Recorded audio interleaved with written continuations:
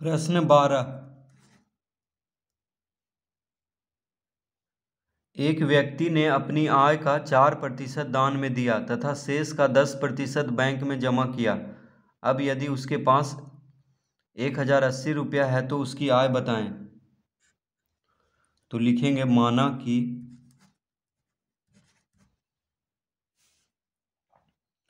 उसकी आय है X रुपया।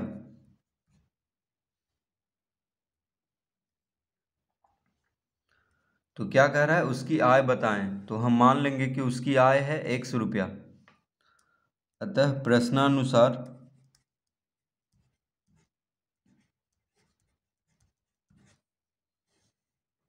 प्रश्नानुसार क्या कह रहा है कि एक व्यक्ति ने अपनी आय का 4% दान में दे दिया, यानी X का 4% क्या किया, वो दान में दे दिया। ठीक है, जोड़ अपनी आय का 4% दान में दे दिया है, तो आय उसका कितना है, X है। तो X का 4% कर देंगे तो उसकी मतलब उस व्यक्ति ने जितना दान दिया है वह ज्ञात हो जाएगा। तो उस व्यक्ति ने कितना दान दिया है, X का 4% करेंगे, यानी X को 4% के साथ गुना करेंगे तो ज्ञात हो जाएगा। अब कह रहा है शेष का तो शेष का कैसे निकलेगा, देखिए X माइनस X का 4%,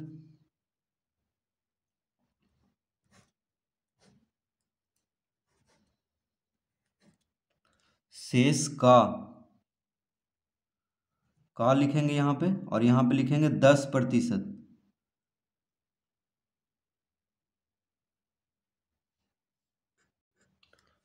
तो शेष का 10%, उसकी आय कितना था, X। तो X का 4% उसने दान में दे दिया, बचा कितना। तो X में से X का 4% घटा देंगे तो पता चल जाएगा उसके पास कितना बचा है दान देने के बाद। तो उसकी आय कितना था, X था, और कितना दान दिया है, X का 4% दान दिया है।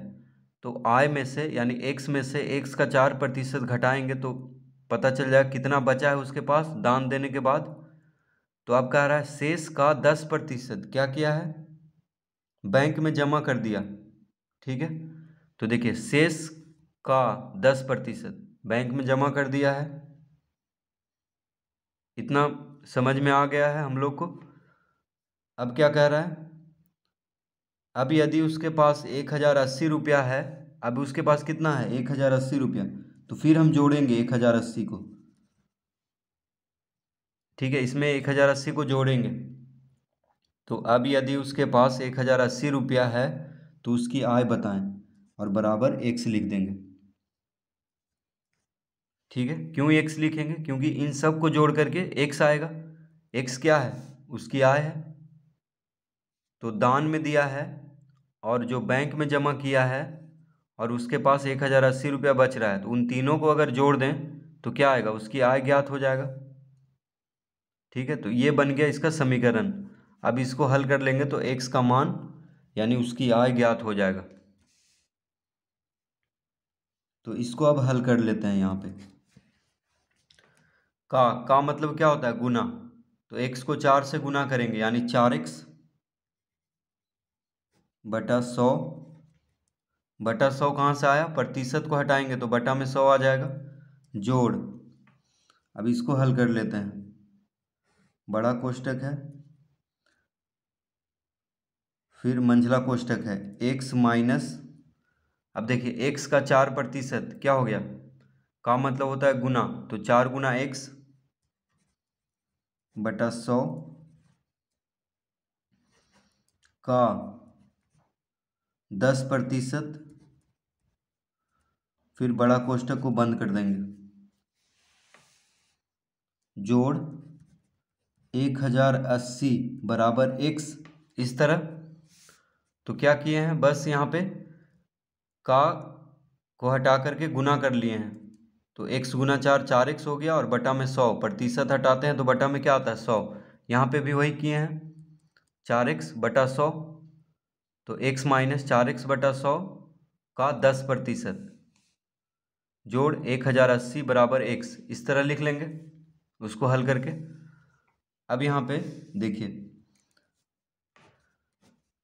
25 बार में कट जाएगा, 25 चौक क्या होता है 100, यहाँ भी 25 बार में कट जाएगा, 25 चौक होता है 100, तो हो गया x बटा 25,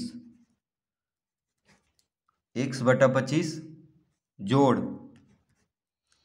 अब यहाँ पे 25 लघुत्तम ले लेंगे,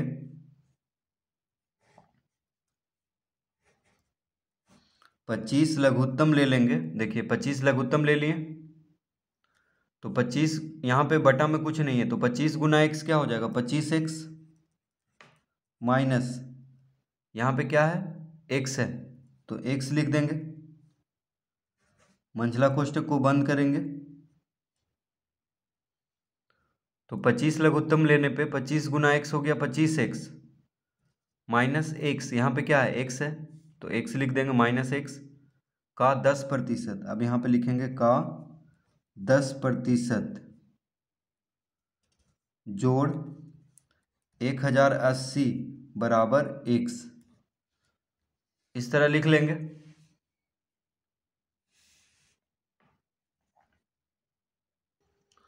अब आगे हो जाएगा, फिर लिख लेंगे x बटा 25 जोड़, देखिए x बटा 25 लिख लिए, जोड़,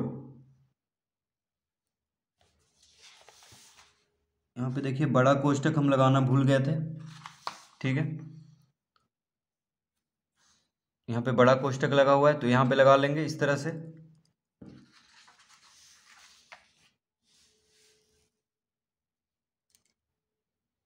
फिर बड़ा कोष्ठक 25 x माइनस x क्या हो जाएगा, 25x में से x घटाएंगे तो 24x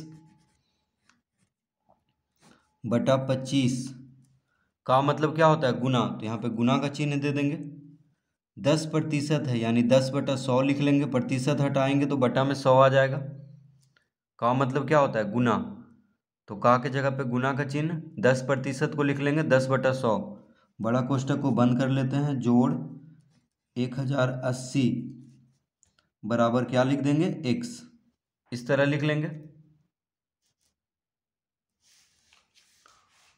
अब इसके आगे एक शून्य से एक शून्य कट गया क्योंकि गुना में है,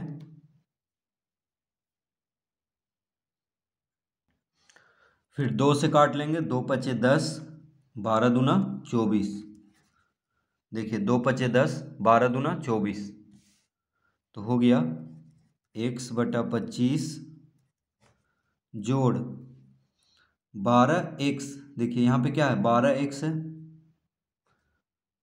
तो लिख लेंगे 12x बटा 25 पचे क्या होता है 125 जोड़ 1080 बराबर x, इस तरह लिख लेंगे, 25 पचे 125, और यहाँ पे क्या बचा 12x, तो 12x बटा 125 हो गया, फिर जोड़ क्या है 1080 है, फिर बराबर x, इतना कर लेंगे। अब यहाँ पे लिख लेंगे x बटा 25 जोड़ 12x बटा 125 माइनस x बराबर माइनस 1080। अब क्या करेंगे, बराबर के दायां तरफ x यहाँ पे प्लस में है, देखिए इसके आगे कोई चिन्ह नहीं है, तो इसको हम बराबर के बायां तरफ लाएंगे तो माइनस में हो जाएगा।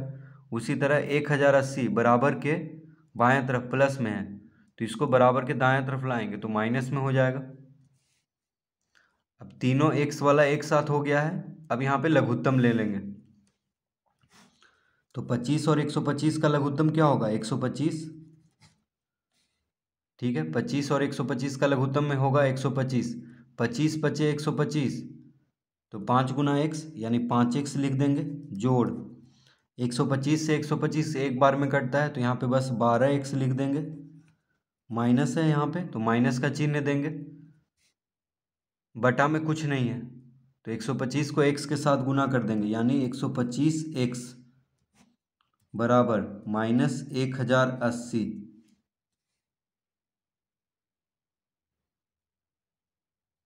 इस तरह लिख लेंगे।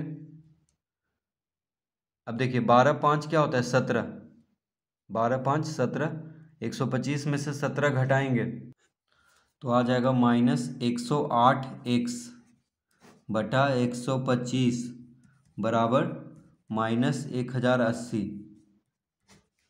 तो 12 5 होता है 17, ये दोनों को जोड़ेंगे, फिर यहाँ पे माइनस में है तो 125 में से 17 घटाएंगे तो 108 आ जाएगा। अब यहाँ पे 125 माइनस में है इसीलिए माइनस का चिन्ह देंगे, तो कितना आ गया माइनस 108x बटा 125 बराबर माइनस 1080। तो x बराबर कितना आ जाएगा,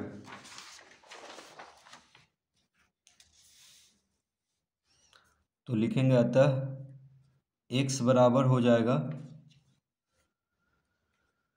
माइनस 1080 गुना 125 बटा माइनस 108। तो माइनस 108 x के साथ गुना में है तो इसको हम इधर भेजेंगे तो भागा में हो जाएगा, और 125 और ये गुना हो जाएगा क्योंकि ये भागा में है इधर, तो इसको इधर भेजेंगे तो गुना में हो जाएगा। ठीक है, तो देखिए 125 इसके साथ गुना हो जाएगा और माइनस 108 x के साथ गुना में है तो इसको इधर भेजेंगे बराबर के दायां तरफ तो भागा में हो जाएगा। माइनस माइनस तो खत्म हो गया, देखिए माइनस माइनस क्या हो गया प्लस, क्योंकि ऊपर भी माइनस है नीचे भी माइनस है।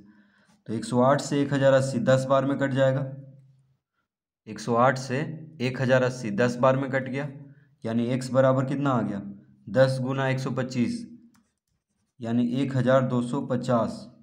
x बराबर कितना आ गया 1250। तो लिखेंगे अतः, तो एक सम क्या माने थे उसकी आय को माने थे तो लिखेंगे अतः उसकी आय